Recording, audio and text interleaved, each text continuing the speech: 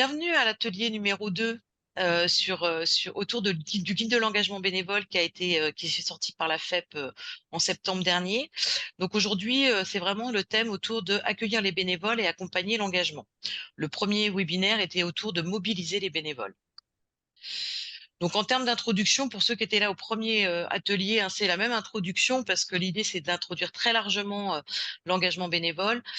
Donc en effet, pourquoi c'est important? Parce que beaucoup de vos associations fonctionnent surtout avec des bénévoles, donc c'est vraiment au cœur des activités d'une grande partie de vos associations. Et pour celles qui ont des salariés, peut se poser la question comment on fait pour articuler aussi le travail ou les missions entre bénévoles et salariés, un sujet qui sera l'objet du 4e webinaire. En termes d'introduction également, c'est vrai qu'on a des modalités d'engagement qui évoluent, notamment suite à la crise sanitaire. On a vu des personnes qui ne sont pas revenues après la crise sanitaire, qui pouvaient être un peu vieillissantes, et puis des nouvelles personnes, des étudiants, des actifs qui ont souhaité s'engager. Et puis, on voit aussi qu'il y a beaucoup de missions bénévoles qui sont très différentes selon vos structures, votre organisation, la cause que vous défendez ou les publics avec lesquels vous travaillez. Et donc, vous pouvez avoir des besoins différents, mais il y a quand même des choses un peu généralistes qui sont valables pour tout le monde. Donc, c'est un peu l'idée aujourd'hui, c'est de vous présenter les grandes étapes, les quelques astuces et conseils sur ce sujet de l'accueil des bénévoles et de leur intégration, tout en ayant la possibilité justement d'échanger sur vos spécificités. Hop. Attendez. Voilà. Donc là, l'idée, c'était que nous, au niveau de la Fédération d'entraide protestante, en effet, on a produit ce guide afin de partager des grandes étapes, des astuces et des conseils. Ce guide, il est issu d'entretiens avec un certain nombre de membres, d'associations membres de la FEP qui ont partagé leur fonctionnement. Donc, on a essayé de tout mettre dans ce guide, en tout cas des choses qui nous paraissaient être des bonnes astuces. Aujourd'hui, l'idée, c'est vraiment de vous approprier cette partie du guide et de pouvoir partager ce que vous y trouvez, que ce soit en termes d'étapes, d'astuces et conseils, mais aussi de fiches pratiques qui peuvent être utiles dans votre fonctionnement. Donc, comme je vous l'ai dit, on va se concentrer vraiment sur le côté accueil, accompagnement, intégration, et puis, je me suis trompée, et puis la formation. Coordonner et animer, ce sera la prochaine fois. Hop, je passe aux objectifs. Donc là, je les ai dit, hein, c'est vraiment partager les outils et astuces, favoriser le partage d'expériences, et puis, si possible, que vous puissiez repartir avec des idées d'outils qui vont vous être utiles ou des démarches que vous pourrez mettre en place dans votre organisation. Donc sommaire, tour de table, on l'a fait, hein, voilà, je viens de vous introduire l'atelier. Et puis en effet, on va voir un petit peu les différents points, l'accueil, l'intégration, pardon, coordonner, animer et former. Hop. Je vous propose d'entrer dans le vif du sujet. Je crois qu'il y a quelqu'un qui nous a rejoint, mais parce que j'ai entendu une petite sonnette, donc Véronique. Bienvenue Véronique. Donc là, je vous propose de commencer par le début. En fait, une fois que vous avez mobilisé des bénévoles, vous avez réussi à trouver des bénévoles, vient l'étape de l'accueil et de l'intégration, qui est quand même une partie assez importante, parce que c'est la première impression que vous avez donné une première impression de votre association quand vous avez rencontré des personnes qui souhaitaient être bénévoles. Mais si vous souhaitez les fidéliser et qu'ils aient envie de rester, l'accueil est quand même très important. Dans le coup, je vous propose là juste un petit échange. Si vous le souhaitez, vous pouvez ouvrir vos micros. Vous, qu'est-ce que vous mettez en place de spécifique pour accueillir ou intégrer des nouveaux bénévoles dans vos associations? Est-ce que vous avez des choses qui sont en place et que vous faites systématiquement ou en tout cas sur lesquelles vous réfléchissez? C'est pas une question piège, hein. Nous, pour l'instant, c'est le vaste désert. D'accord. En tout cas, au niveau des bénévoles qui travaillent sur la maison d'enfants. Heu, Conseil d'administration, on n'y a pas encore réfléchi, mais il va falloir y réfléchir aussi. Oui, le bénévolat de gouvernance, c'est notre pareil, tout ce qu'on dit aujourd'hui, parce que dans le guide, vous verrez, on a accès vraiment bénévolat très large et il y a un petit focus à un moment du document sur le bénévolat des personnes accompagnées et le bénévolat de gouvernance, qui sont vraiment des questions que beaucoup d'associations font monter. Après, pour certaines associations, ça pose aucun problème, c'est des bénévoles comme les autres. Pour d'autres, ça pose d'autres questions. Donc je pense que c'est des choses qu'on va un peu pousser pour la suite, mais pour l'instant, on part du principe quand même que accueillir un bénévole «lambda» entre guillemets, ça peut être valable pour accueillir quelqu'un dans le conseil d'administration, évidemment avec des spécificités puisqu'un conseil d'administration, c'est d'autres types de responsabilités et on cherche peut-être d'autres types de profils et on a aussi besoin qu'un un administrateur peut-être comprenne mieux l'activité et les enjeux de l'association. Est-ce que d'autres personnes, mettent des choses en place pour accueillir et intégrer des bénévoles? Bah, je peux partager, là, on est au niveau de la fondation, on a la fête de la fondation qui se tient, le week-end prochain, où on a fait un appel au peuple. Parce qu'on avait besoin quand même d'une soixantaine de bénévoles, pour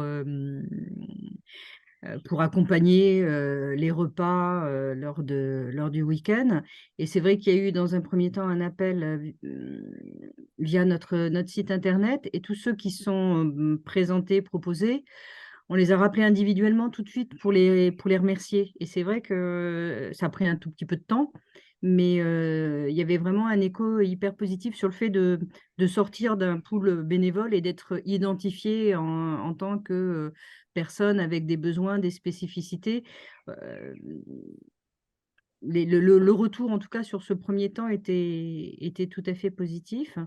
Et pour l'accueil en tant que tel, on est en train, parce que notre premier plan nous a lâchés, mais d'identifier un objet, qui, hem, qui marquerait leur place de bénévole, au sein de la journée du week-end prochain. On avait Un pensé objet à type des un chapeaux. badge, un t-shirt, quelque Initialement, chose c'était comme un ça? chapeau, et puis voilà, les chapeaux vont pas pouvoir être tissés en temps et en heure, mais en effet, un objet, représentant d'une part, qui puisse être identifié, le jour de la fête Mmh comme mh. des bénévoles, donnant de leur temps au service de la fête, et puis, que ça soit un objet qu'il leur reste, par la suite. Mmh. Ouais, ouais, c'est vrai que je vois j'ai vu dans à plusieurs occasions en effet lors de grands événements, c'est vrai qu'on a souvent les t-shirts ou les badges, qui permettent en effet, bah, d'identifier des personnes aussi auprès de qui les personnes qui sont accueillies lors de la fête peuvent s'adresser. Avec Bah, j la réflexion, les freins de l'autre côté en développement durable, en se disant: ouais. est-ce que ces 2 objets qu'on met à leur dispo, ils les gardent en souvenir, ou est-ce que c'est des objets qu'on met à leur dispo pour la fête, et on les récupère pour des prochaines opérations, bénévoles, en leur laissant en effet, un badge avec leur photo et leur nom, et un détail de notre, affiche d'information sur la fête qu'ils Mmh. pourront conserver. Donc parce que c'est vrai qu'on a le sentiment que les t-shirts, enfin les tote bags, on a tous notre collection de 250 tote bags maintenant, mais que les t-shirts sont pas spécialement repris, réutilisés. Enfin, c'est des réflexions qui touchent aussi à d'autres enjeux, Oui, tout à fait. voilà, Plus développement durable, en effet. exactement. Bah, écoutez, je vais vous faire un petit retour puisque quand vous vous êtes inscrit, je vous avais, demandé de répondre à quelques questions. Je vais vous faire un petit retour de quelques associations, membres, qui se sont inscrites et vos retours sur ce que vous faites. Donc en fait, plusieurs ont mentionné le fait qu'ils aient un livret d'accueil qui permet d'avoir, c'est un objet aussi qui permet d'avoir, des échanges. Certains remettent les statuts aussi, aux bénévoles qui arrivent. Il y a aussi la solution d'une présentation qui est pas forcément structurée, mais qui permet de présenter quand même l'association. Et d'autres pour qui, bah, ils mettent très vite le bénévole dans le bain sans forcément, passer par, des heures et des heures d'explication, de la structure. D'autres, bah, finalement symbolisent cet accueil du bénévole par la signature de documents, de la charte ou d'un contrat d'engagement. Heu, D'autres utilisent leur présentation sur le site internet pour présenter l'association, ses activités, pour partager des informations, ou utilisent des supports, des flyers qu'ils peuvent avoir à disposition pour pouvoir présenter la structure un petit peu plus en profondeur à la personne. Et puis aussi parfois, bah, la possibilité de rencontrer les différentes équipes. Donc je sais que selon les associations, là on a eu l'exemple dans le tour de table où il y a parfois des activités que certains jours de la semaine. Donc parfois les bénévoles, qui font partie de l'association ne sont pas là tous les jours, donc on peut pas forcément présenter tout le monde le premier jour, mais au moins présenter les personnes qui sont là. Voilà, rencontres, équipes et partage d'informations directes et électroniques. Certains aussi, en amont de l'accueil, envoient quelques informations par mail à la personne pour qu'elle puisse commencer à les consulter. D'autres, beaucoup plus formels, ça va être l'accueil par le directeur ou une animatrice ou un coordinateur des bénévoles. Quand il y a c'est souvent dans les grosses structures, des coordinateurs salariés. Voilà, fait signer aussi le contrat d'engagement. Ce coordinateur est en général l'interlocuteur privilégié des bénévoles. Et parfois, il y a aussi tout simplement l'accueil par un autre bénévole qui est expérimenté et qui va pouvoir aussi transmettre une partie de son expérience dans la structure et sa connaissance. Certains, alors là, pour le coup, je l'avais jamais vu, mais en effet, certains accueillent même lors de conseils d'administration. Voilà, quand il y a un conseil d'administration, ils accueillent les nouveaux bénévoles. Et ensuite, il y a des journées d'accueil qui peuvent être organisées. Donc là, c'est pas forcément le jour de l'accueil du bénévole, mais j'ai vu des associations qui, en effet, quand même ont un turnover de bénévoles ou encore, en tout cas, souvent des nouveaux bénévoles qui arrivent et donc qui peuvent, une fois tous les 2 mois, par exemple, faire une journée spécifique pour les bénévoles qui sont arrivés dans les 2 derniers mois, pour pouvoir les accueillir et leur transmettre de l'information. Et souvent, ça peut être aussi des temps de formation. On le verra à la fin, mais ça peut être des temps de formation plus ou moins informels. Donc ça, c'était les retours que vous aviez faits.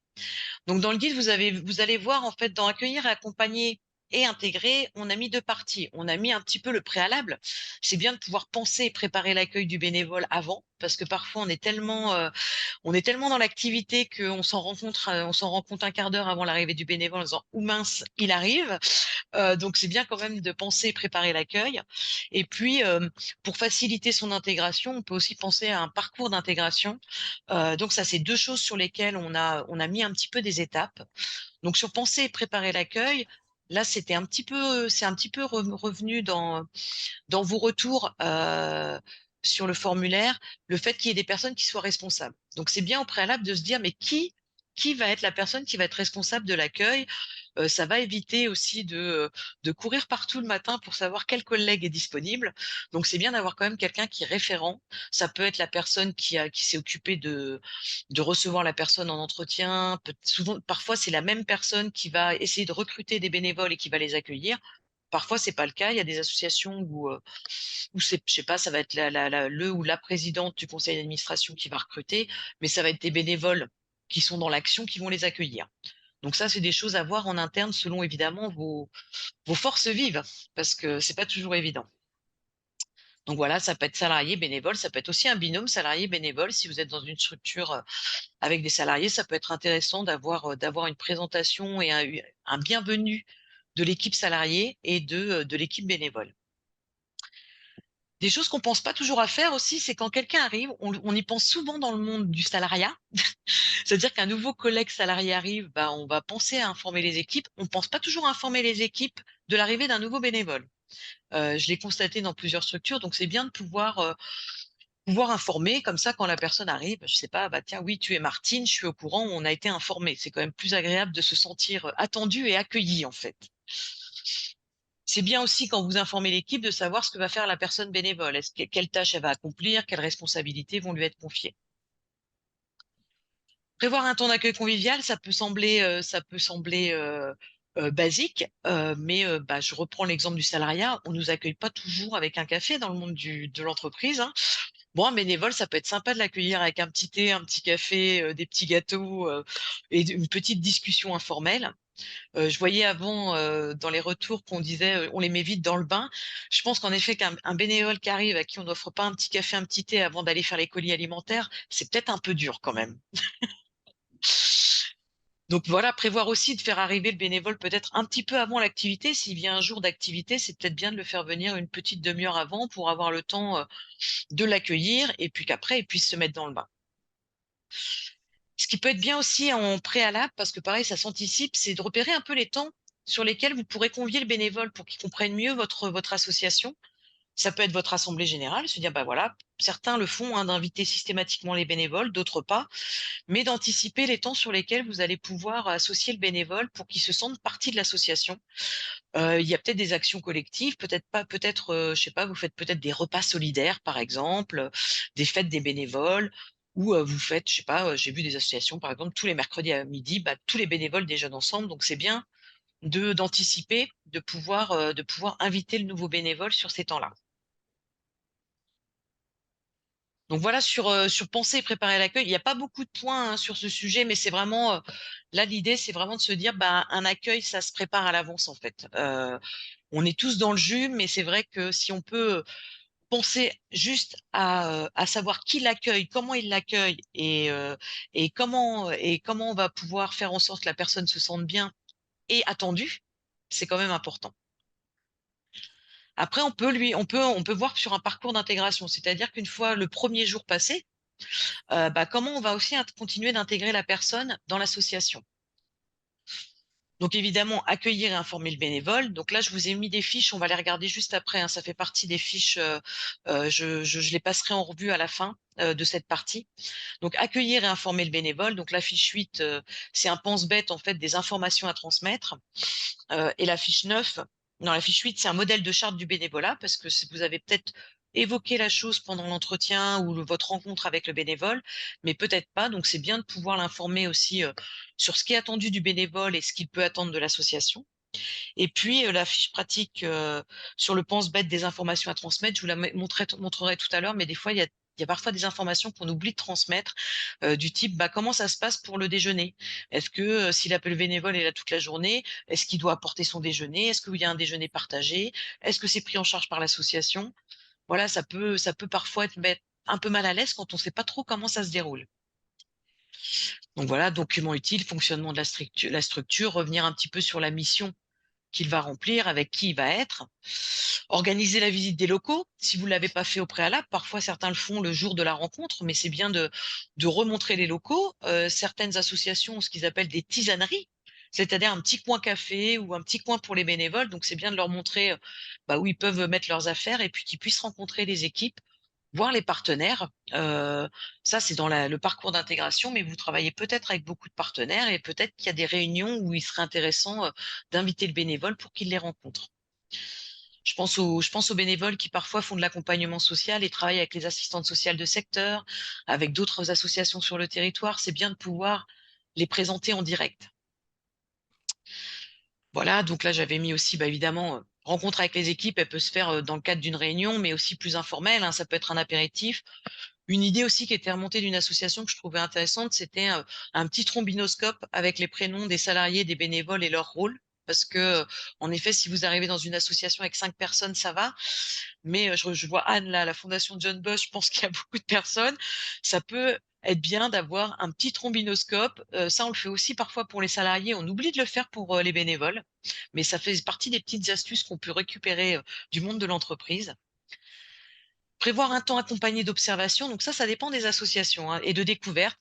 Si vous avez une mission spécifique, peut-être que le bénévole va arriver tout de suite sur la mission. Certaines associations ont plusieurs missions possibles et en fait, elles prévoient par exemple que sur le premier mois, la personne qui arrive, en fait, elle va aller participer à différentes activités, observer les différentes activités. Je sais pas, par exemple, il y a une activité bon colis alimentaire, une activité vestiaire, une activité soutien scolaire, une activité visite de personnes en EHPAD, voilà, une activité activité périscolaire.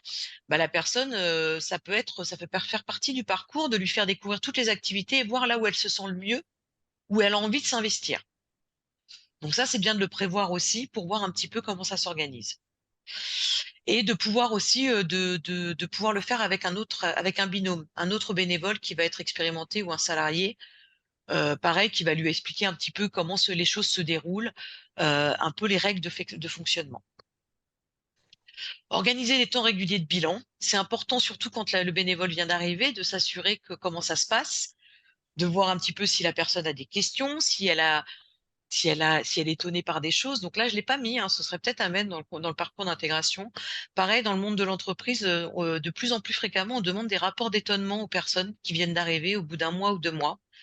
Et ben, pourquoi pas l'appliquer pour les salariés, mais peut-être pas lui demander de le faire de façon, formelle, mais lors d'un temps de bilan, au bout d'un mois, par exemple, voilà, lui demander comment ça se passe, lui demander s'il y a des choses qui l'ont étonné, s'il y a des choses qu'il trouve positives, des choses qu'il imagine améliorer. Voilà, faut aussi profiter du regard neuf, en fait, de quelqu'un qui vient d'arriver, où parfois on n'a plus ce recul sur l'activité. Donc ça peut être intéressant aussi, de profiter de cette nouvelle personne pour peut-être mettre en lumière des choses qui pourraient être améliorées ou alors des choses qui sont très bien et que vous hésitiez peut-être à conserver.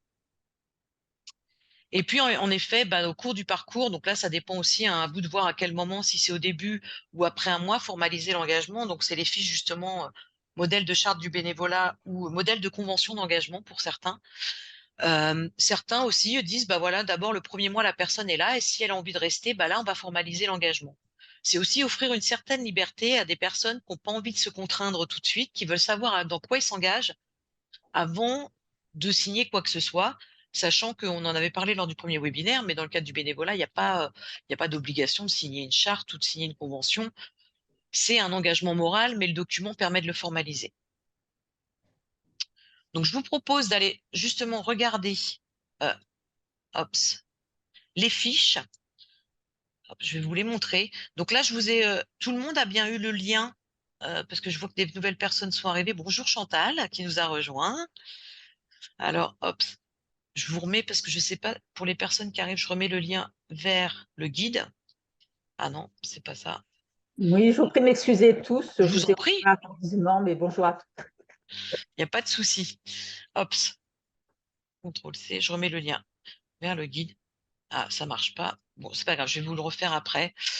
Donc, sur le site, vous pouvez trouver le guide de l'engagement bénévole et tous les outils qu'on évoque aujourd'hui. Tous les outils qu'on évoque aujourd'hui sont disponibles sur le site de façon en PDF, c'est-à-dire que si vous voulez les imprimer en propre, vous les avez en PDF, mais surtout ils sont en Word et Excel puisque l'idée c'est que vous puissiez les récupérer et les mettre à votre sauce avec vos logos, changer les choses qui vous conviennent pas, les adapter au maximum. Donc, sur les fiches qu'on a vues ensemble, hop, hop, hop, je cherche mes documents, c'est toujours... Non, c'est pas ça, excusez-moi.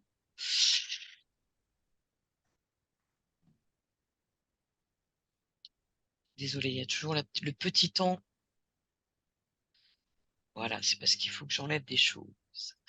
Donc, on a parlé des fiches.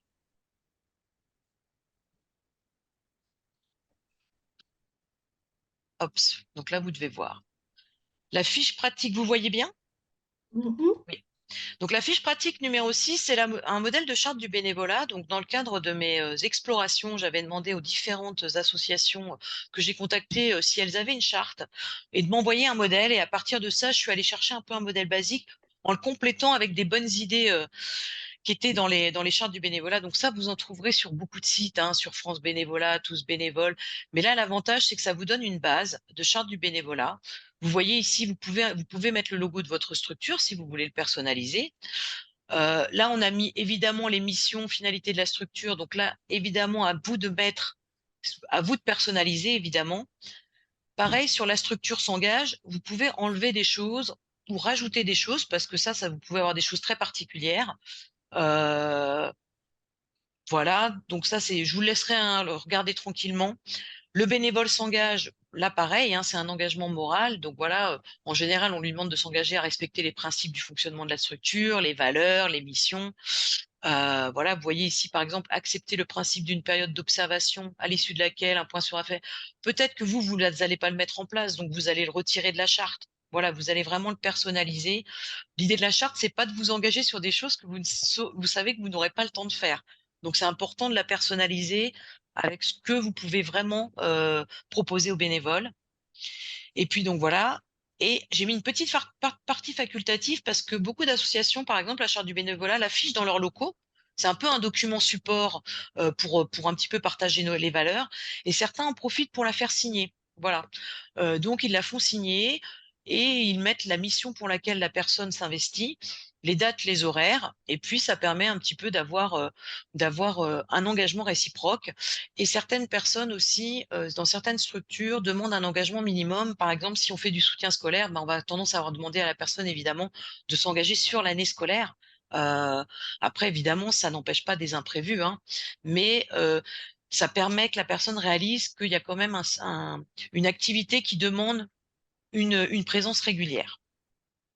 Donc ça, c'était pour la fiche charte du bénévolat que vous pouvez utiliser et télécharger en Word sur le site.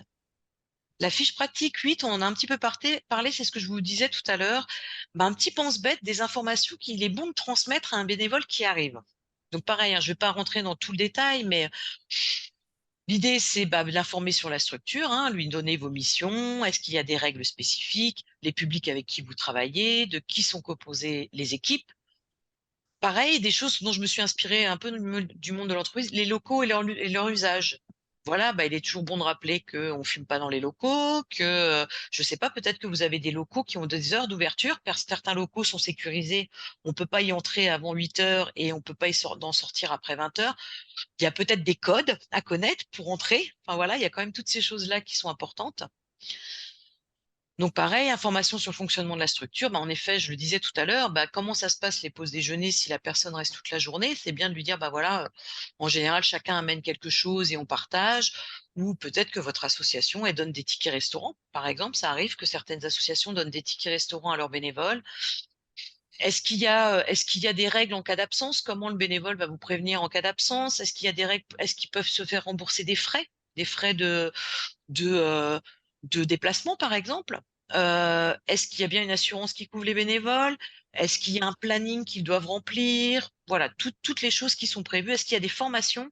On va en parler aussi à la fin, c'est la dernière section, mais sur les formations, c'est bien d'informer le bénévole dès qu'il arrive si on va lui demander d'assister à des formations. Parce que j'ai entendu beaucoup d'associations me dire, mais les bénévoles, ils n'ont pas envie de se mobiliser pour les formations.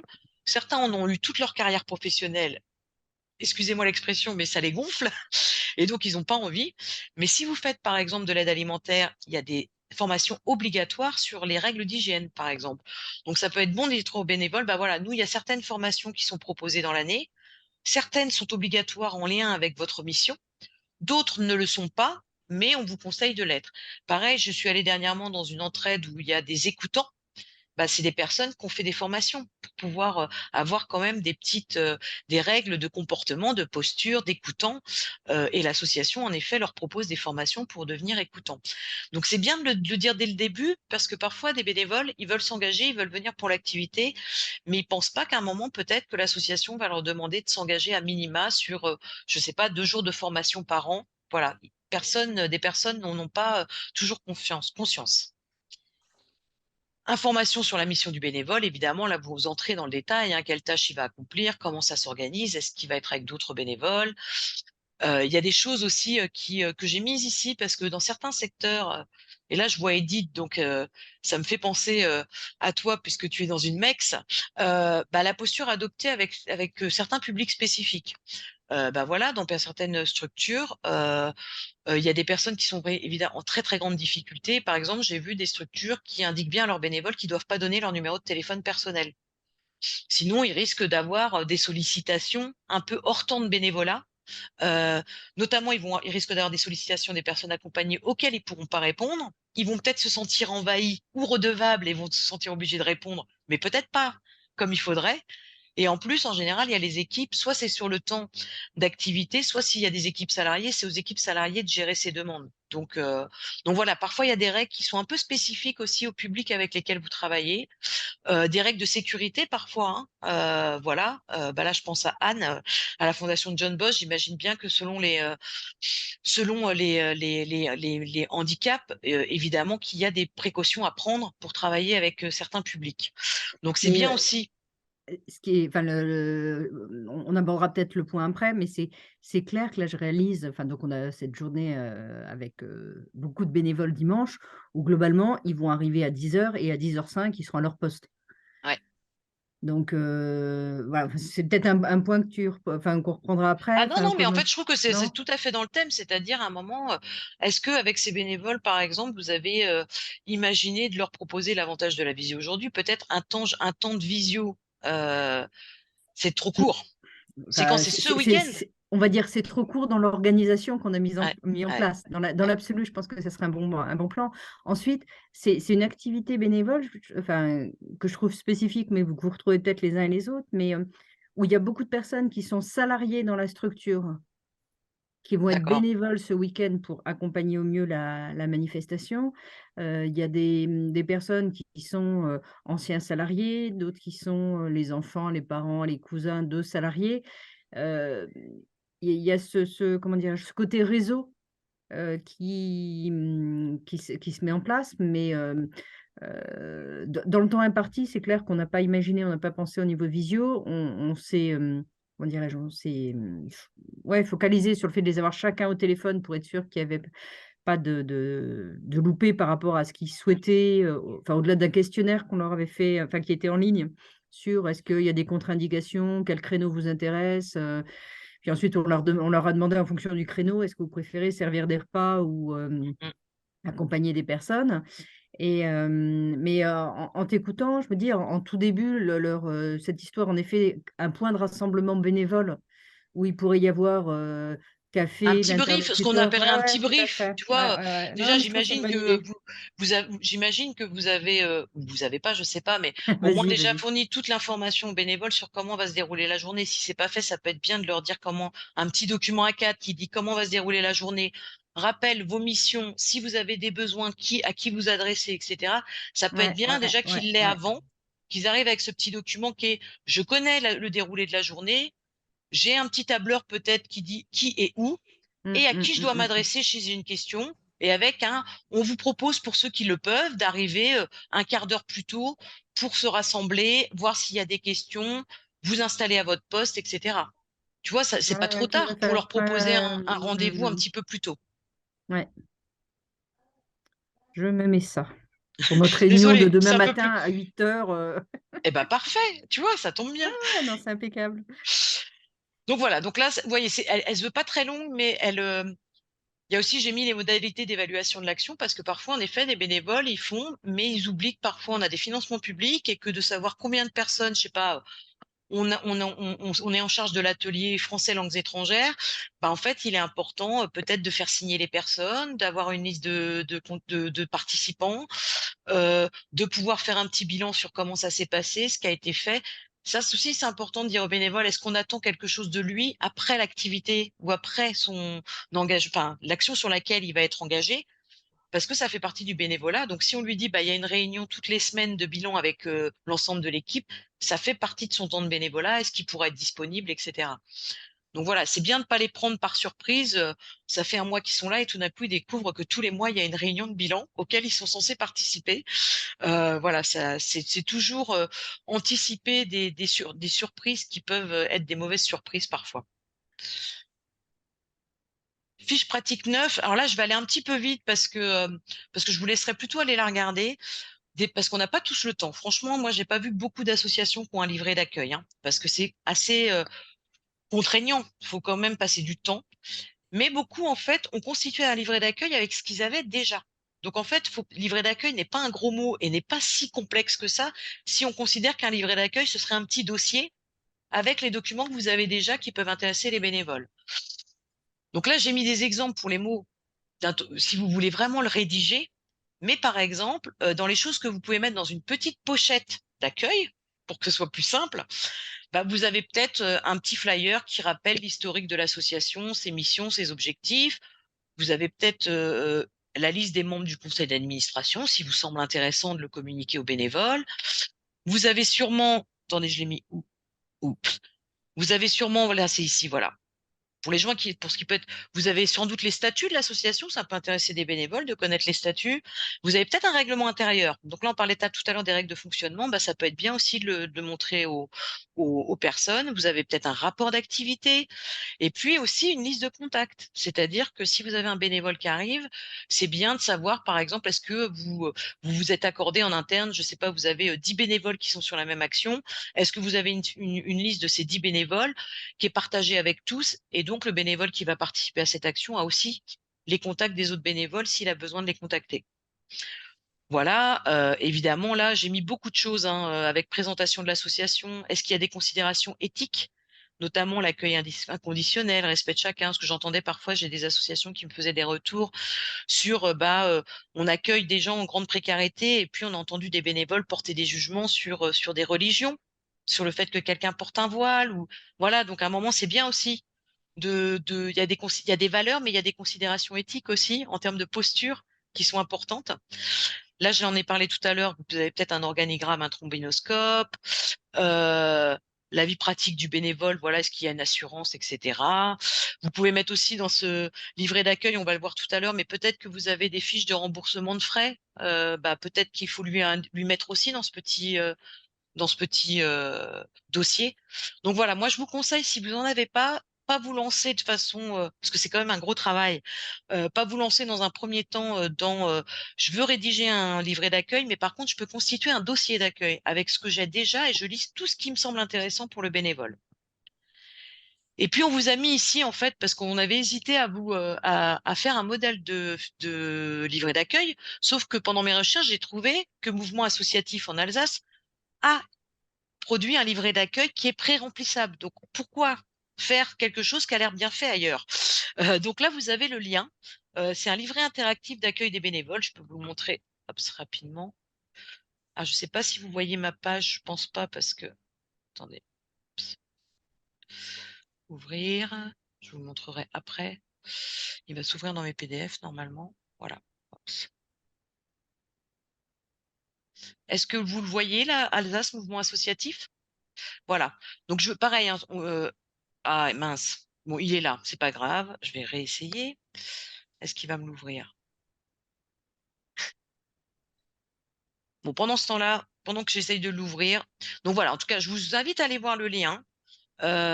L'avantage, c'est que le livret, il intègre des parties vides que vous pré-remplissez. Voilà. Mais là encore, c'est si vraiment ça vous semble nécessaire d'avoir un livret d'accueil. Moi, je trouve que le dossier d'accueil, c'est déjà très bien pour accueillir quelqu'un. Est-ce qu'il me l'a ouvert? Non. Bon, je vais essayer de vous l'ouvrir tout à l'heure et puis hop. Et puis j'en ai parlé tout à l'heure. Donc là, on choisit entre la fiche pratique 6 et la fiche pratique 10, soit la charte du bénévole, soit une convention d'engagement. Certaines associations préfèrent des conventions d'engagement pour des questions administratives, souvent plutôt les grosses structures, hein. Les petites structures font plutôt la charte du bénévolat. Après, c'est le même principe, hein. C'est l'association s'engage. Comme vous faites une convention de stage, en fait, hein, pour un stagiaire, là, vous faites une convention d'engagement. Voilà. Donc là, pareil, date, horaire, le bénévole s'engage à, vous pouvez tout personnaliser, mais vous retrouvez les mêmes types d'informations que sur une charte. Oups. Je vous repartage. Est-ce que ça va pour le moment? Je vous assomme pas trop. Non, non, non, non. Hop. Alors, je vois l'heure qu'avance, mais voilà, c'est parce que je suis trop bavarde. Mais parce que j'ai plus envie de vous donner des choses un peu concrètes, parce que le guide, vous pourrez toujours le parcourir, donc je trouve plus intéressant de donner des exemples. Donc là, on vient de voir en effet construire un parcours d'engagement, hein, avec les différentes fiches que vous avez à votre disposition. Et sur des astuces et conseils qui ont pu être donnés par des associations membres, voilà, c'est en effet une chose importante qui ressortait vraiment régulièrement, c'est s'assurer d'avoir une équipe ou une personne qui est spécifiquement dédiée à l'accueil et l'intégration du nouveau bénévole.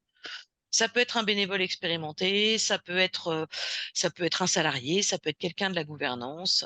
Voilà, aucun souci. Elisabeth, je vous vois, vous prenez une photo, je crois, je vous enverrai le support, pas de souci. C'est vrai, parce que comme je Ouais. dois communiquer aux autres, Eh ben, je vous envoie le support. Je fais l'atelier de demain et demain après-midi, je vous envoie à tous le support. super, vous avez nos Voilà, mails. exactement. Bon, très bien. Et puis en plus, vous le retrouvez. Hein, j'avoue, j'ai rien inventé de nouveau. Hein, j'ai repris ce que j'avais déjà mis dans le guide de l'engagement bénévole. C'est juste que là, on prend le temps de le regarder. Voilà, l'autre astuce, c'est évidemment prendre le temps d'expliquer. On vient de le dire, hein, donc je vais pas y passer trop de temps. D'expliquer le rapport aux personnes accompagnées, l'éthique, la posture, etc. Donner le temps de l'observation, parce qu'en effet, tout à l'heure, dans les retours, il y avait je mets la personne très vite dans le bain. Pas de souci pour mettre la personne dans le bain et dans l'activité, mais il faut qu'elle soit accompagnée. Donc, il faut aussi lui laisser le temps de regarder un petit peu comment ça s'organise. Inviter le bénévole aussi à des réunions de coordination des activités. Parfois, on oublie d'inviter les nouveaux bénévoles même à des réunions salariées, mais qui leur permettent de mieux comprendre l'activité. Peut-être pas à tout le temps de la réunion, hein, parce qu'il peut y avoir des moments où vous parlez de situations de personnes qui doivent rester confidentielles.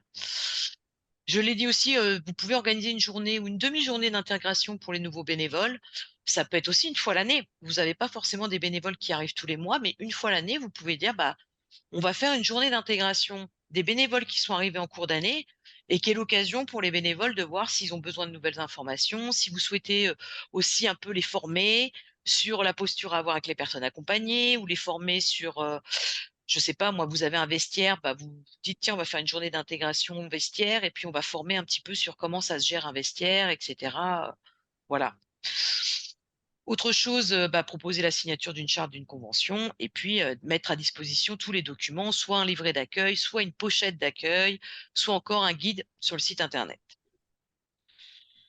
Et comme il paraît que l'éducation, c'est la répétition, en fait, je vous le remets encore une dernière fois, qu'est-ce qu'il faut retenir?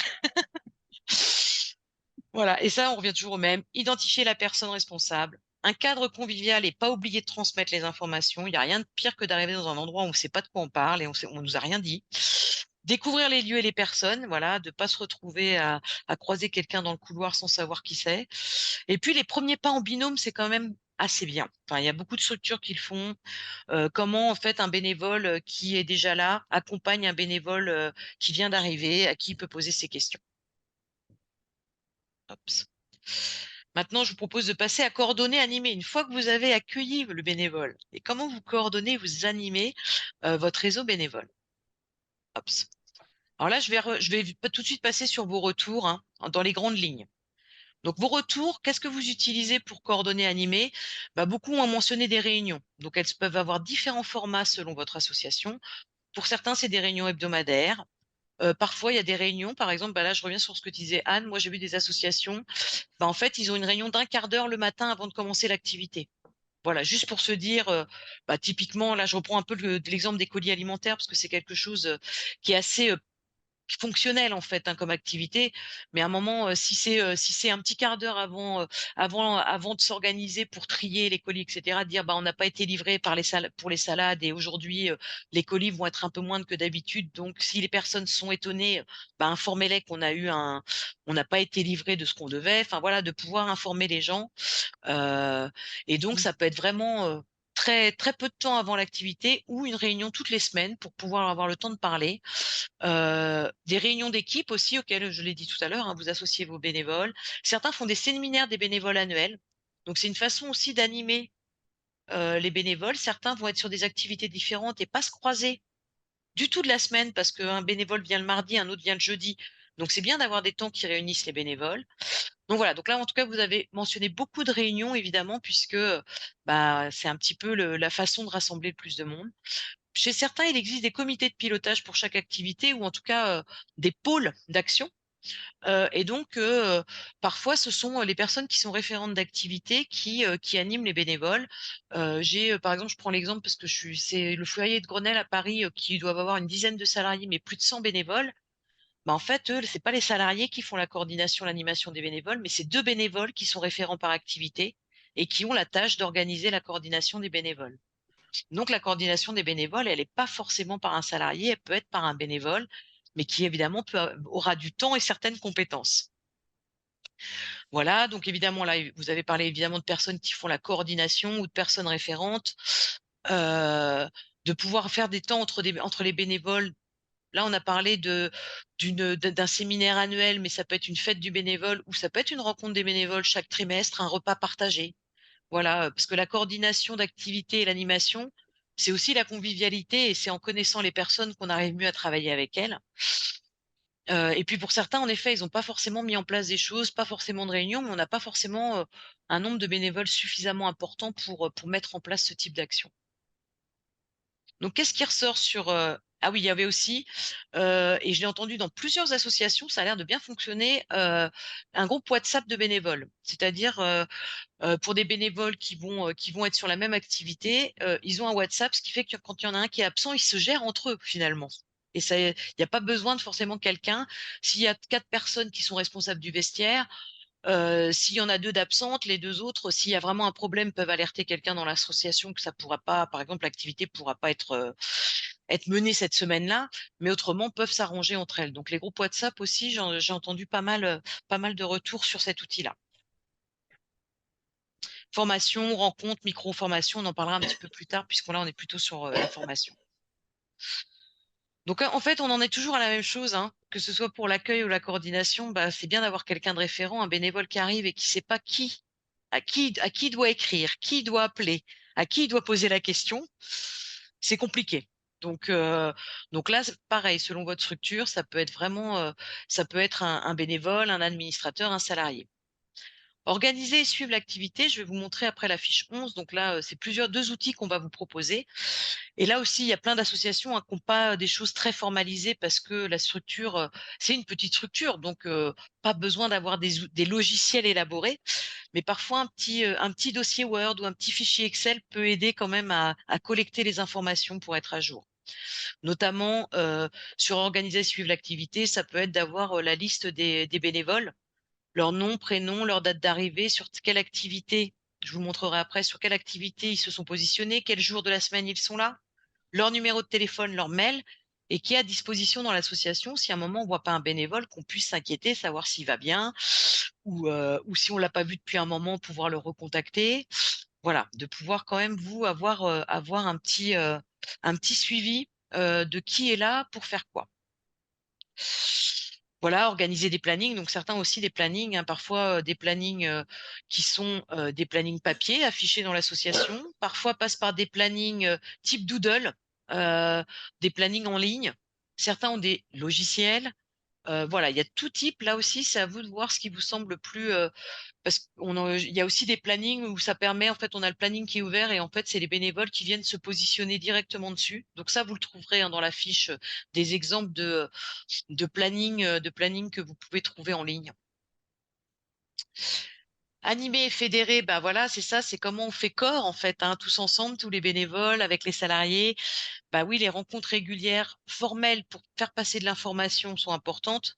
Et on revient toujours sur les temps informels qui sont importants, de prendre le temps de boire un café avec un bénévole le matin, ou alors prendre le temps de discuter.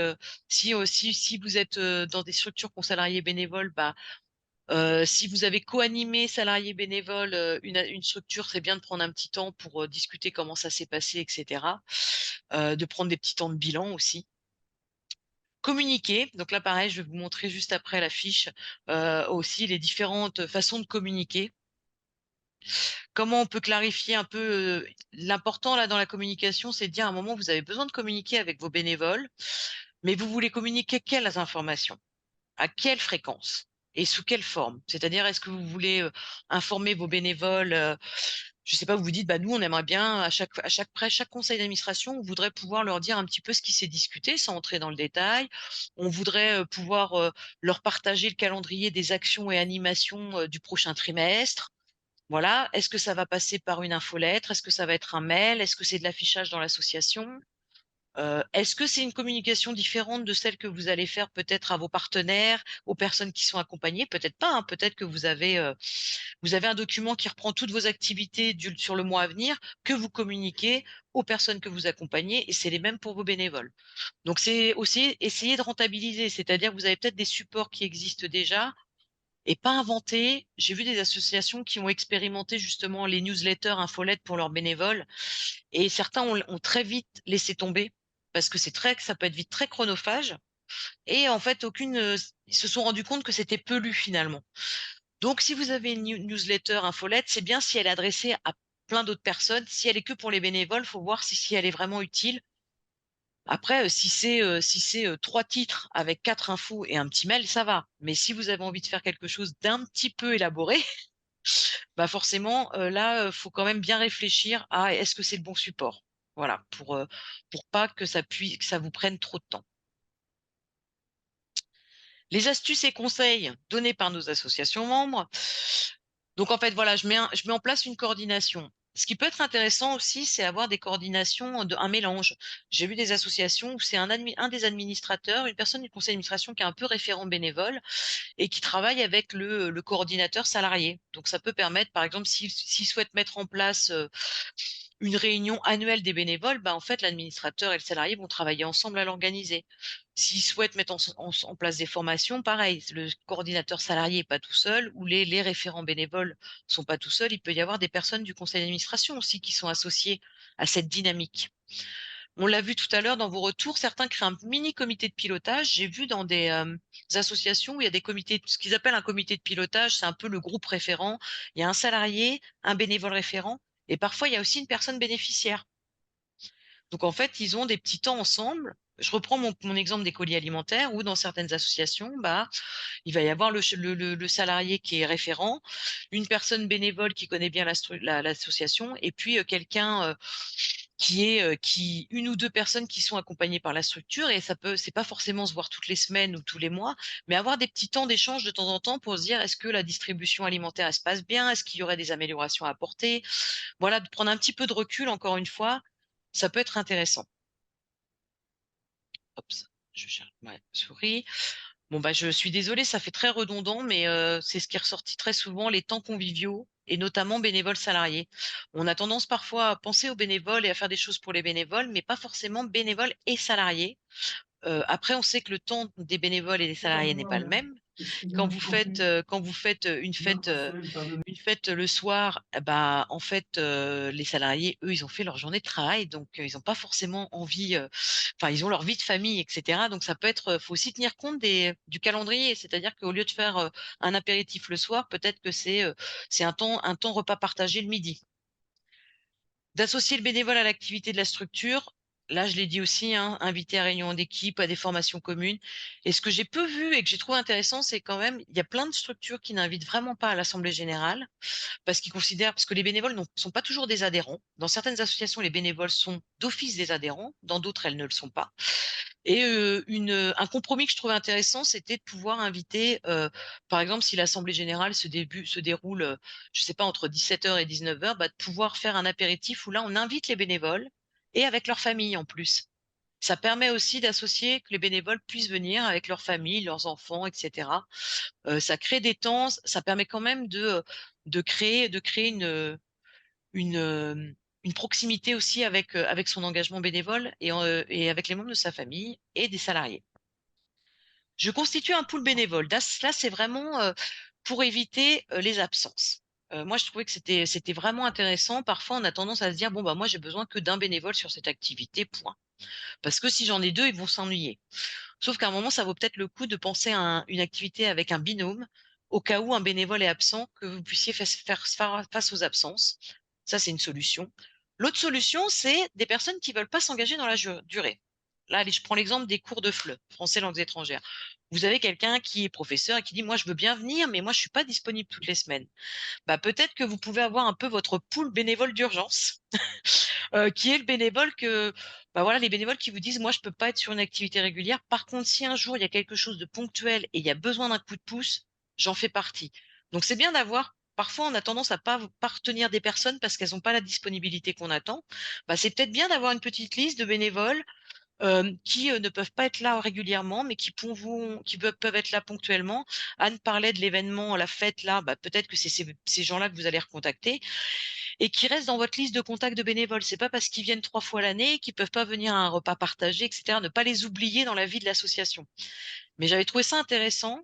Après, en effet, un pool de bénévoles ponctuels, ça s'anime aussi. Il faut pas qu'ils vous oublient.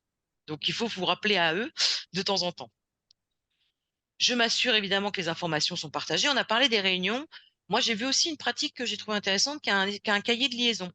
Je l'avais vu dans une activité vestiaire, dans une entraide, où en fait, il y a plusieurs créneaux vestiaires pour des personnes en grande précarité dans la semaine, et c'est pas toujours les mêmes personnes qui font le vestiaire. Donc, elles tiennent un cahier de compte, évidemment, mais elles ont aussi un cahier de liaison. Donc, si elles ont besoin de dire, par exemple, Madame Untel est venue mardi, elle cherchait un manteau, on l'a pas trouvé, on lui a dit de repasser jeudi parce qu'on allait faire du tri entre-temps. Enfin, voilà. Donc, ça permet de dire, bah oui, en fait, on savait que vous alliez passer, on a été informé. Voilà, ça peut être aussi sur des situations plus compliquées. Hein, je sais pas, il y a eu un incident lors d'une activité. Ça peut être aussi un cahier de liaison entre les bénévoles et les salariés. Euh, voilà, dans des associations où il y a des éducateurs, par exemple, ça peut être un cahier de liaison. Je sais pas, quelqu'un a fait un atelier cuisine dans un centre d'hébergement, il y a eu un incident, quel qu'il soit, ça peut permettre de faire remonter l'incident aux équipes salariées pour qu'elles soient au courant. C'est important qu'elles soient au courant. Voilà. Et donc là, il y a deux fiches associées, les outils de gestion et d'animation et de communication. Donc je vais vous les montrer. N'hésitez pas, hein, si vous avez des questions ou des retours sur des choses qu'on a pu partager et que vous utilisez, par exemple.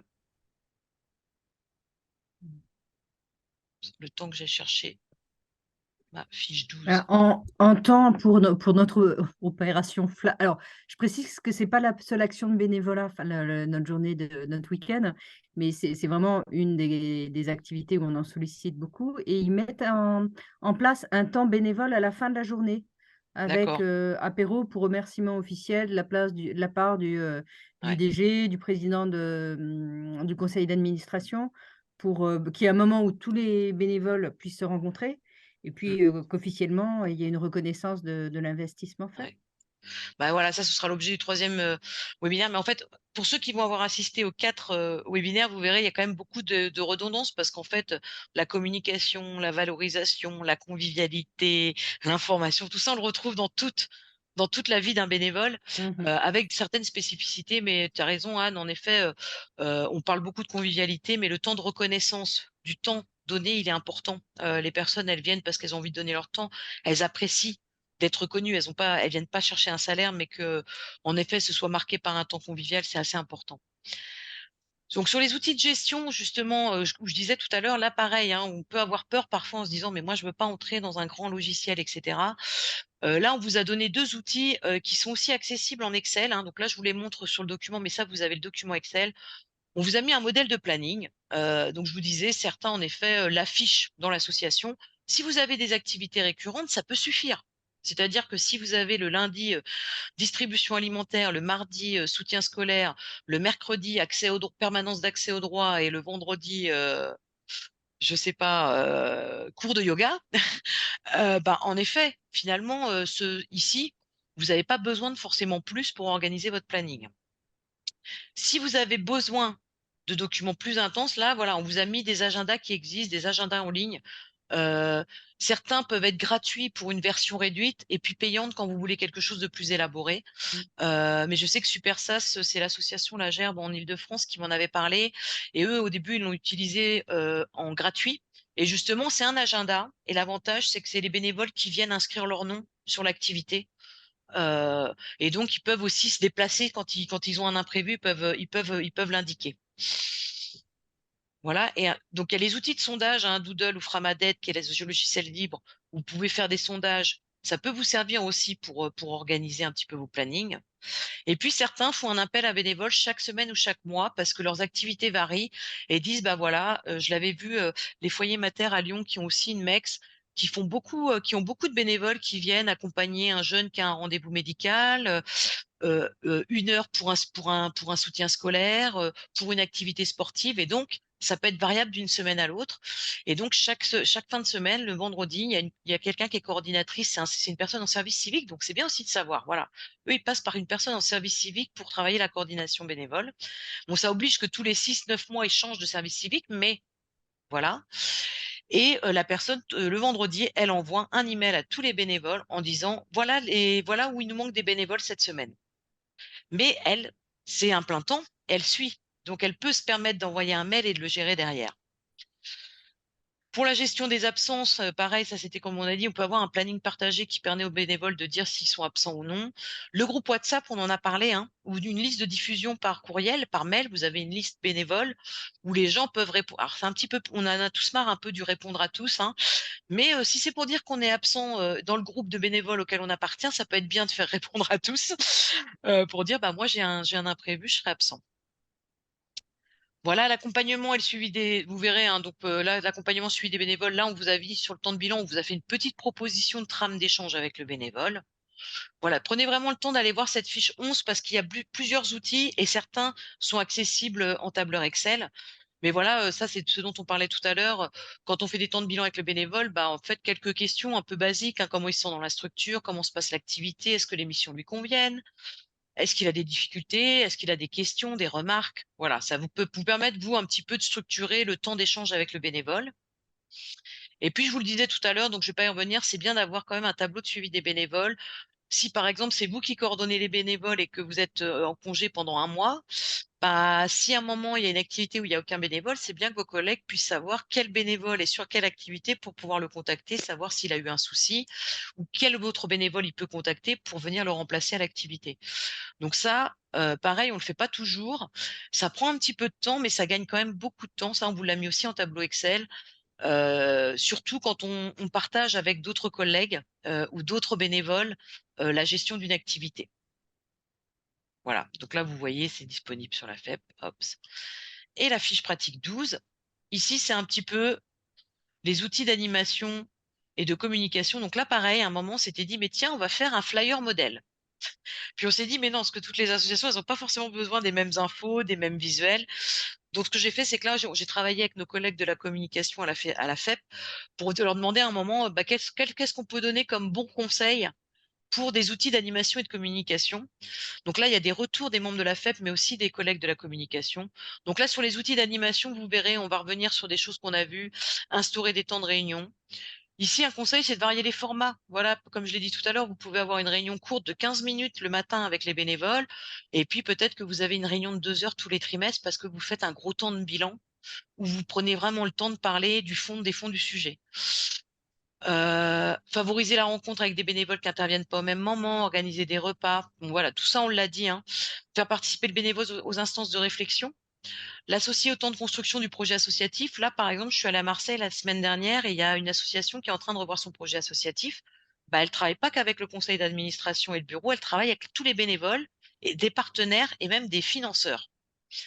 Et là, c'est important, surtout, là, je reviens sur ce qu'on a dit au début sur le bénévolat de gouvernance. Je sais que c'est une difficulté assez récurrente dans les associations, le recrutement d'administrateurs, et d'aller impliquer les bénévoles de terrain dans un petit peu des choses plus stratégiques de l'association peut aussi demain être un bénévole dans votre conseil d'administration. Donc après, le bénévole a le choix de dire non. Il peut ne pas être intéressé par ces projets-là, mais c'est bien de pas se l'interdire en fait, hein, de ces temps un petit peu parfois aussi certains, j'ai vu certaines associations qui, pour un petit peu redynamiser les bénévoles ou revoir leur organisation bénévole, ont proposé, 1 ou 2 ateliers de travail avec leurs bénévoles en disant: «On veut revoir la charte du bénévolat, on veut la réécrire avec vous», par exemple. Ça aussi, ça permet de fédérer, d'animer. Après, il faut que ce soit un besoin, hein. C'est pas l'idée, c'est pas de s'inventer un besoin pour les réunir autour de la table. Il y a rien de pire que d'être dans une réunion en se demandant ce qu'on fait là. Donc, c'est bien que ce soit quelque chose qui est, de bien présenter les objectifs aussi. Quand vous faites travailler les bénévoles ensemble, c'est important de leur dire pourquoi vous les avez réunis, qu'est-ce que vous attendez de la réunion, à quoi ils vont contribuer.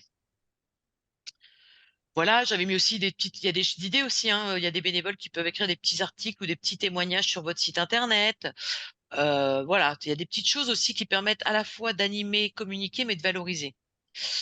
Là, on l'a dit, des outils de communication, ça peut être une infolettre, ça peut être de partager des comptes rendus aussi. On pense pas toujours, parfois on pense pas que, les bénévoles qui travaillent, au vestiaire vont être intéressés par la réunion des bénévoles à l'aide alimentaire. Alors que peut-être qu'il y a des sujets qui les intéressent, ils décident de le lire ou pas. Mais c'est bien de partager, faut pas les assommer d'emails et de comptes rendus, mais c'est bien de partager parfois certains comptes rendus d'activités qui ne sont pas les activités des bénévoles. J'en ai parlé, le cahier de liaison pour consigner les informations, le groupe WhatsApp, on l'a dit aussi. Communiquer sur son compte Facebook avec les actualités, bon, bah, voilà, ça dépend de vos réseaux et des réseaux des personnes, qui sont bénévoles. Voilà, les pages Facebook, elles sont quand même pas mal utilisées. Donc voilà, je vous laisserai aller voir la fiche pratique 12. Je vous montre juste rapidement. Après, il nous reste un petit point sur la formation. Je voulais juste vous montrer les formats Excel dont je vous ai parlé. Vous voyez, donc là, c'est la version Excel du planning. Donc, si vous voulez faire un planning mensuel, enfin, après, faut un petit peu savoir utiliser Excel, hein. Mais pour ceux qui se débrouillent en Excel, vous trouvez un bénévole qui est très fort en Excel et voilà, et après l'avantage, vous voyez, hop, moi je veux insérer une ligne parce que ici, je sais pas, je veux ajouter par exemple service aide alimentaire, ici je veux ajouter, service vestiaire, je veux voilà. Donc vous pouvez utiliser ce modèle et le faire à votre sauce, et il y a l'autre également, mais je crois, hop, faut que je vous repartage. Hop ça. Voilà, et là, c'est le tableau de suivi bénévole. Et là, pour le coup, c'est vraiment bien qu'ils soient en Excel parce qu'en effet, vous avez peut-être pas besoin de tout. Ou il va peut-être vous manquer des choses. Peut-être que vous voulez l'adresse du bénévole. Parce que, et je l'ai pas mis là, j'aurais dû le mettre, l'adresse postale. Parce que vous allez peut-être avoir envie de lui envoyer vos vœux si vous faites des vœux papier. Donc c'est bien d'avoir une fiche où il y a les noms, prénoms, l'adresse postale, le téléphone, le courriel pour pouvoir communiquer avec eux. Et en fait, l'idée de ce tableau, c'est pas d'avoir 15 000 informations réparties partout, mais de pouvoir tout mettre au même endroit. Pareil, hein, le temps de bénévolat sur l'année, ça c'est important. Là, par exemple, vous allez mettre que votre bénévole, il a fait 50 heures de bénévolat. Hops. Et après, vous pouvez rajouter des lignes qui disent, bah, moi, en fait, je considère que le bénévolat, je le valorise à 11 euros de l'heure. Bah, vous allez pouvoir calculer dans vos comptes, puisque c'est obligatoire de valoriser votre temps bénévolat, vous allez pouvoir calculer le temps du bénévolat. Donc ce tableau, il peut servir à plein de choses. Et là, c'est vrai que j'ai pas tout mis parce qu'on voulait pas vous inonder. Voilà, pareil, la date de départ et les raisons du départ, bah, c'est bien de les indiquer. Si quelqu'un dit, par exemple, bah, ah non, ce bénévole-là, il est parti il y a un an, je sais plus pourquoi. Puis on se rend compte qu'il est parti il y a un an parce qu'il est parti à l'étranger et qu'il partait pour 6 mois. Je dis n'importe quoi. Bah, peut-être qu'on a besoin de bénévoles et que c'est peut-être l'occasion de lui passer un petit coup de fil. Donc voilà, enfin c'est un tableau qui peut vraiment, à vous de voir tout ce que vous voulez y mettre. Après, comme tout tableau, bah, en effet, il faut le mettre à jour de temps en temps. Bon là, quand même sur des téléphones, des courriers, des adresses mail quand même, ça change pas trop.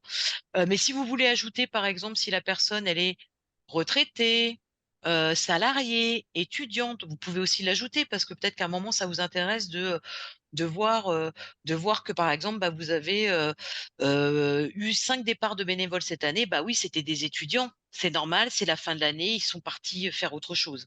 Voilà. Donc voilà, donc ça c'est, le petit tableau qui peut aller bien au-delà de ce qu'on y a mis. Mais, comme il est pas figé, vous pouvez réellement vous en saisir. Je vois l'heure qui passe. Hop. Alors, à retenir, bon, bah voilà, hein, toujours la même chose, une personne référente, des temps dédiés pour l'échange, la mise en place d'outils de suivi et pilotage. J'insiste beaucoup là-dessus parce que ça fait toujours peur quand on est une petite association en disant, mais moi, je vais pas faire de l'administratif et de la paperasse. Et c'est vrai que moi, ce que je mets derrière outils de suivi et pilotage, ces outils, comme je l'ai dit, vous avez déjà des outils qui existent, c'est juste s'assurer que vous les avez là. Pilotage, pour moi, c'est un tableau Excel ou si vous n'êtes pas à l'aise avec un tableau Excel, c'est un cahier dans lequel vous avez écrit tous les numéros de téléphone des bénévoles sur un voilà, voilà. Après, à vous de choisir votre outil, mais pilotage peut faire peur et pour autant, c'est un petit peu comment je notifie quelque part ce qui se passe dans mon association. Si demain je suis pas là, qui va pouvoir où on va trouver l'information? Oui, Anne. Dans le tableau, est-ce que ça serait pas judicieux qu'on puisse rajouter peut-être les coordonnées de quelqu'un à prévenir s'il se passe quoi que ce soit? Alors ça peut, si ce n'est que moi, ce tableau-là, je l'ai plutôt imaginé comme un tableau qui appartient à l'association et à la personne qui est en charge de la coordination bénévole. Tu vois? Qui est Ouais, mais plutôt tu un vois, dossier.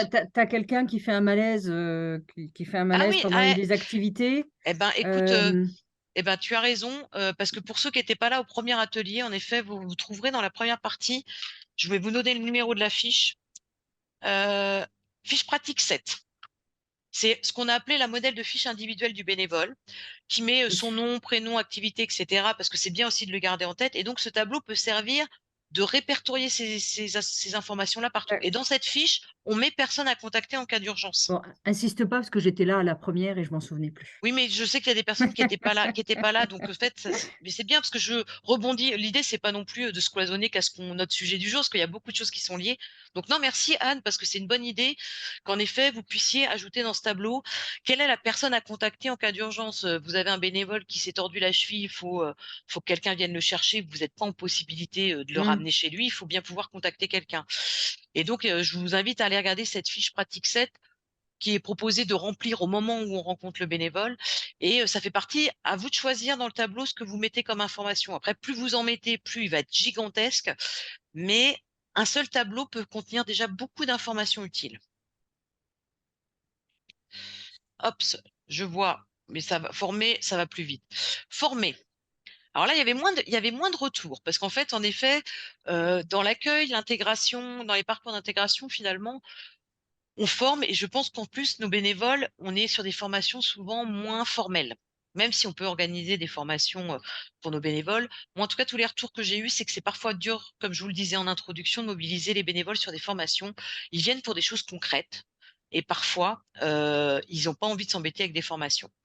Donc, qu'est-ce qui est important évidemment au préalable pour n'importe quelle formation, et là c'est valable pour évidemment des salariés ou des bénévoles, bah, c'est cerner les besoins. C'est vraiment de se rendre compte de quoi on a besoin. Est-ce que c'en est les besoins de l'association et des bénévoles, mais aussi vos moyens, hein, évidemment, notamment financiers, si vous voulez payer une formation, et prioriser les sujets. Donc, tout à l'heure, j'ai pris l'exemple d'activités d'aide alimentaire. Bah là, il y a des formations obligatoires autour de l'hygiène et la sécurité.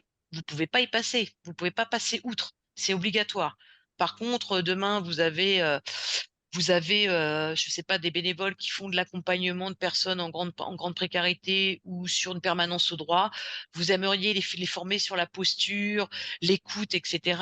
C'est super important, mais peut-être que c'est pas une formation payante et que vous allez peut-être trouver un autre moyen de les former. Donc là, je mets voilà, les besoins, ça peut être aussi une formation qui est, comme on l'a dit tout à l'heure, il peut y avoir une journée par an d'accueil, d'intégration des bénévoles. C'est l'occasion de les former quelque part, de revenir sur l'histoire de l'association, ses valeurs, ses missions. Ils en ont sans doute entendu parler, mais ça peut être fait de façon un petit peu plus conséquente. Ils ont entendu des choses, ils les ont oubliées. Voilà et puis, bah, oubliez évidemment pas d'évaluer après chaque formation parce que tout est perfectible donc il y a peut-être des choses qui ont complètement collé à leurs attentes, d'autres peut-être pas. Voilà, donc je le disais, veiller à la cohérence entre les attentes des personnes et les besoins de formation. Et là, ce que voilà, ce que je disais. Un bénévole, il y a certains veulent pas être contraints par des obligations de formation. Il dit: «Moi, je viens pour aider, c'est pas pour passer 3 jours en formation». Voilà, j'ai envie d'être concret. Identifier la ressource disponible en interne et externe. En effet, vous avez peut-être des bénévoles qui sont assez expérimentés, qui sont tout à fait en capacité de faire certaines des formations. Euh, voilà. Vous avez peut-être des possibilités en externe. Il y a peut-être des associations du réseau FEP ou des associations partenaires en proximité. Vous avez peut-être le même besoin de formation et donc vous pouvez peut-être mutualiser et organiser une formation en commun. Ou en effet, aller chercher aussi, hein, vous le savez, dans vos régions en général, vous avez des formations qui sont gratuites pour vos bénévoles, qui peuvent être organisées par la mairie, par le Fonds de développement de la vie associative. Voilà, je sais que dans les régions, il y a quand même des plateformes où il y a la liste en général des formations qui sont disponibles pour vos bénévoles et qui peuvent être sans coût pour votre association. Ça peut valoir le coup de parfois envoyer un ou deux bénévoles, voir si c'est une formation intéressante, bah, peut-être de vous dire que vous allez la faire régulièrement et vous allez la mettre justement dans un plan de formation annuel et, euh, et vous savez qu'elle sera disponible. Plusieurs formats, vous pouvez aussi aujourd'hui, hein, bah, on peut faire des formations en présentiel, mais on peut aussi faire des visios.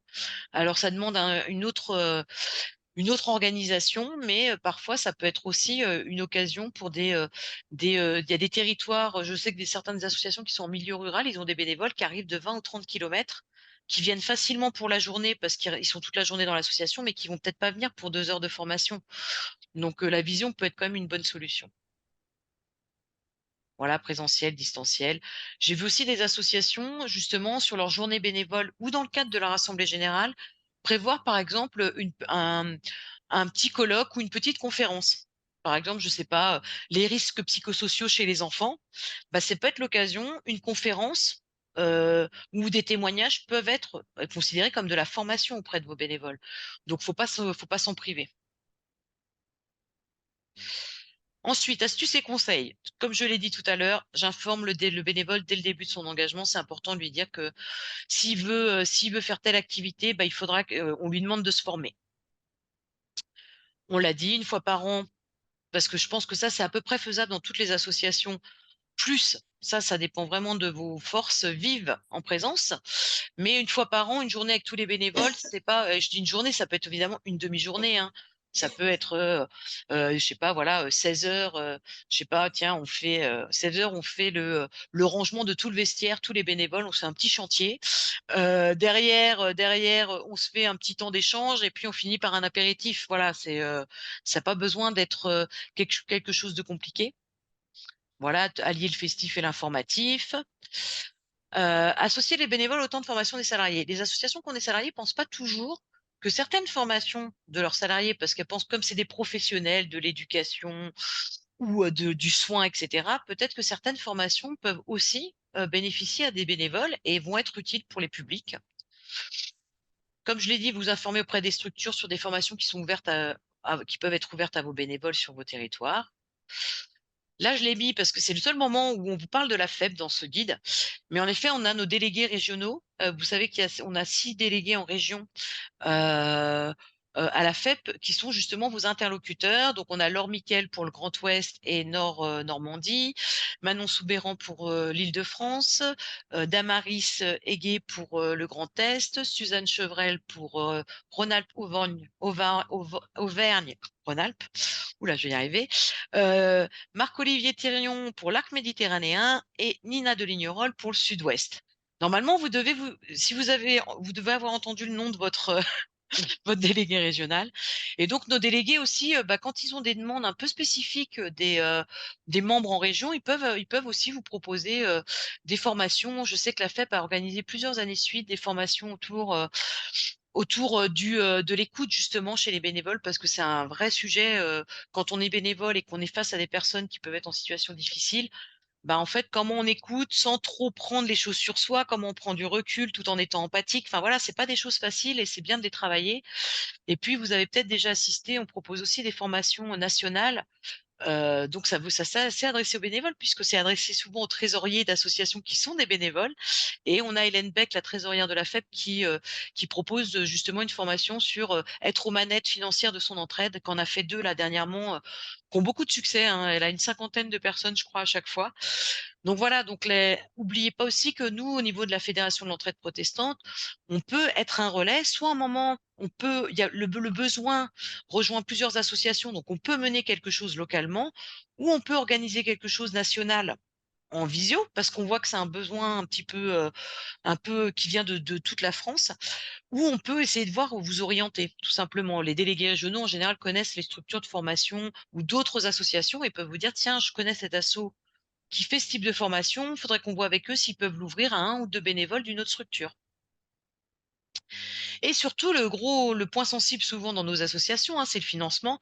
Donc, faut pas oublier que le fonds de développement de la vie associative, c'est un fonds spécifique dédié à la formation des bénévoles. Donc, en effet, c'est un dossier à remplir, les fameux dossiers CERFA.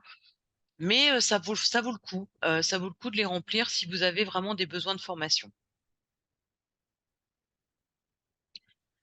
Donc, ce qu'on peut retenir, en effet, c'est bah voilà, identifier les formations indispensables, diversifier les formats. J'y tiens parce que c'est vrai que quand on parle formation, des fois, on pense un peu trop à une formation formelle, alors qu'il y a plein de façons d'informer et de former. Voilà, moi j'ai vu, alors pas depuis que je suis à la FEP, mais j'ai vu dans d'autres associations où j'ai travaillé où, par exemple, on a fait des forums théâtre. Je sais pas si vous connaissez, enfin des théâtres forums, pardon. Et ça, on l'a fait au cours d'une assemblée générale, par exemple. On avait l'assemblée générale de nos adhérents et l'après-midi précédente, il y avait un théâtre forum.